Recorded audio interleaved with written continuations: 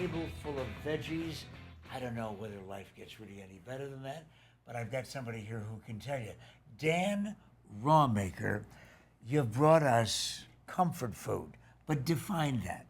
We see it on the menus and we see it in the newspaper during food day on Wednesdays, and everybody's talking about comfort food.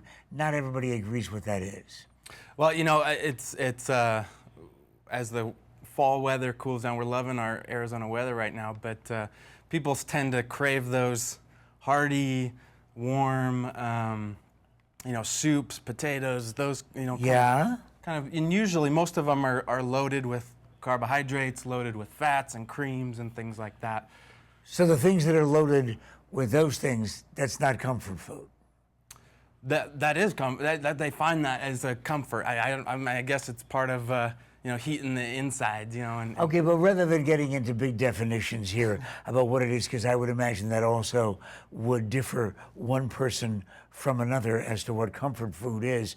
This is comfort food to me. Definitely. Hummus. What a great dish that is. It's made out of what?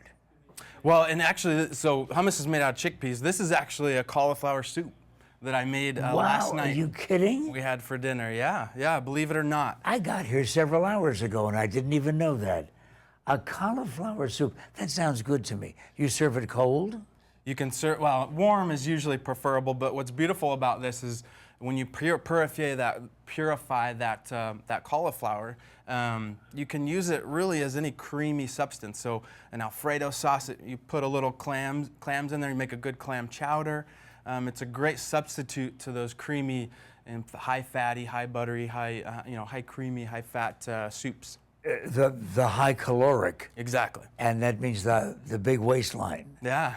Okay, so you have a knife, you have a cutting board, and you have cauliflower. What are you going to do with all three? Well, you know, I don't want to make the whole segment about cauliflower, but cauliflower is pretty amazing because you can really substitute many things, many comfort foods with cauliflower. For example, I made a soup.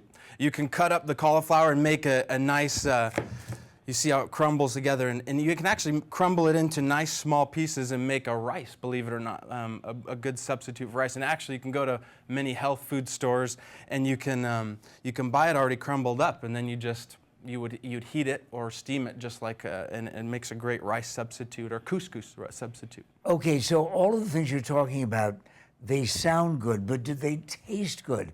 That's the problem that people have a lot of times. When you say, let's eat healthy, it means that somebody extracted the flavor. No, I agree. And in fact, I fed my family. I got 3 little kids that love this. So last night I made this. My wife and 5 and 3 and a 1-year-old loved our cauliflower soup. And you'd be really surprised the creaminess and the substance that comes when you make something like that. Or, I mean, look at the colors. You have a lot of you know, your squashes, your pumpkins. They have a lot of flavor in those vegetables alone. I mean, call me a nerd, but I love the color and the beauty of these fall vegetables that we have here. I wouldn't call you a nerd. I would call you a remarkable father that has a 3-year-old that says, "Daddy, serve me the cauliflower soup." Wow, parents don't hear that very often. Yeah. Take Shape for Life. Tell us about it. Yeah, so we coach through our program. Really, we coach key to life changes, and really that's about the kind of the key part of that is simplicity and having fun with it. So keeping things simple, keeping things fun. I have a crock pot here because many times, you know, we're all on the go, and so keeping things simple and fun. We're all about creating a lifestyle, easier habits, and starting one thing at a time. And this is a great time of year. You know, we're a lot of gatherings, a lot of things are going to be coming up, those comfort foods. So it's a great time of year to pick one thing to change that habit. And so that's what we coach our clients on through our program, is how to change habits one piece at a time, one day at a time. How do folks get in touch with you? You know, give me a call. You can call me, or you can reach me on Facebook.